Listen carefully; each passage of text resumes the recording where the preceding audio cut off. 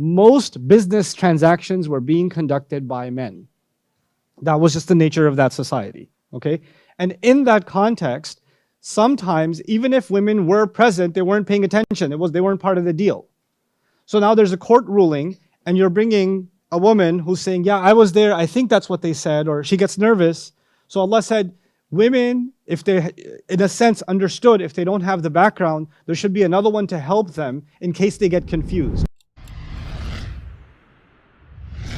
Some of our non-Muslim colleagues ask about why the Quran says that two women's testimony is equal to one man's testimony. So I'll say a few things about that.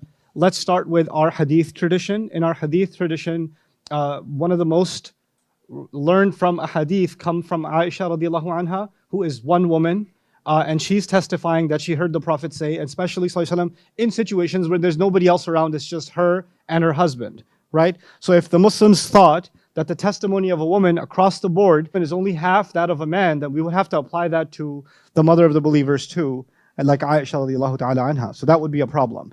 In our hadith tradition, there are women that were teaching scholars hadith also, not just sahabiyat, other women. There's a list of them. Those of you that are interested, there's a book called Al-Muhaddithat. It's been translated into English also by the author himself, Dr. Akram Nadwi.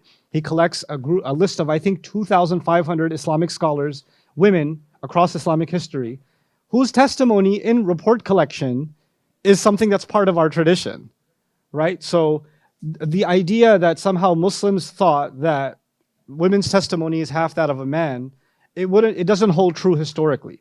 But that still doesn't answer the question, why is that in the Quran? What's in the Quran is actually a few things. In the Quran, a woman comes to the Prophet ﷺ and complains that my husband does this, this, and this. Okay? She complains about her husband. And the Quran came to her defense. The Quran didn't come to the Prophet ﷺ and say, wait, if a woman comes to you, tell her to bring one more woman before she testifies to anything.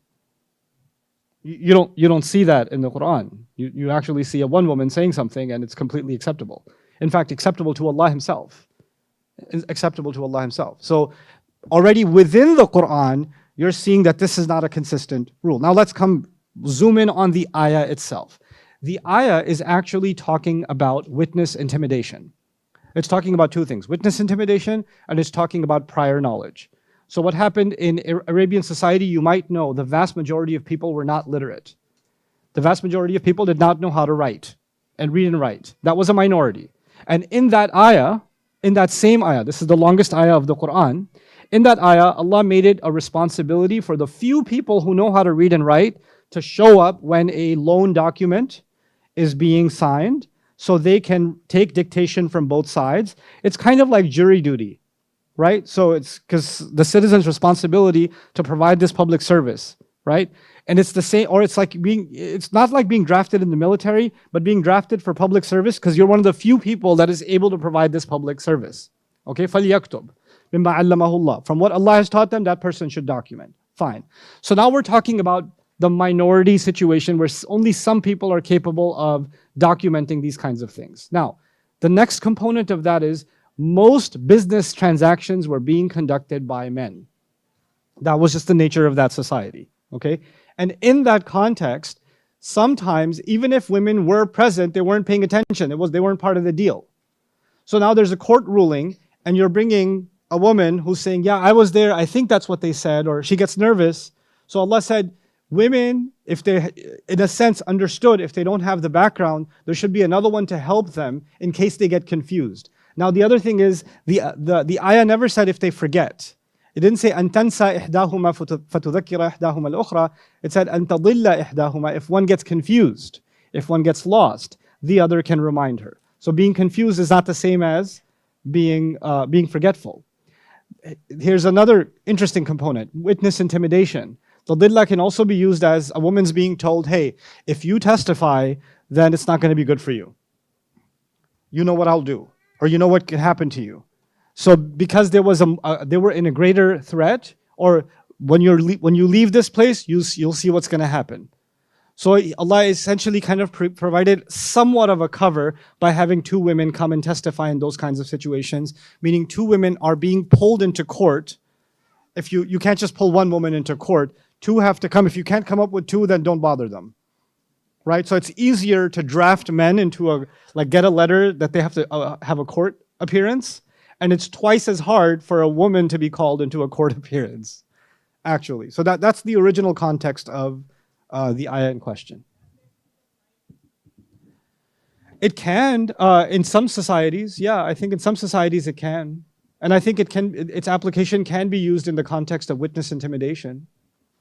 You know, you have, for example, what do you call those, restraining orders?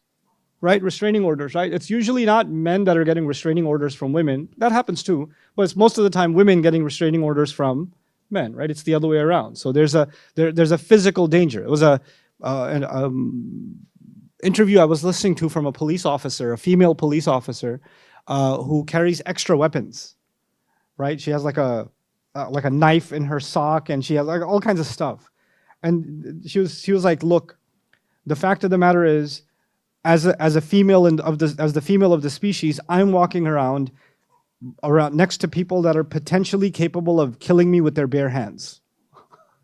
Right? So like there's a biological fact to the domination of the male over the female, physically speaking, right? So that intimidation is a reality in society. It's not something that can be ignored. You know, as much as we want to pretend men and women are equal in every way, that's just pretend. There are some things in which women are given an advantage, other things men are given an advantage. And clearly a physical advantage is there. Now, if you want to bring up Vanessa Williams as an example to beat me up, you can, but the exception proves the rule, right?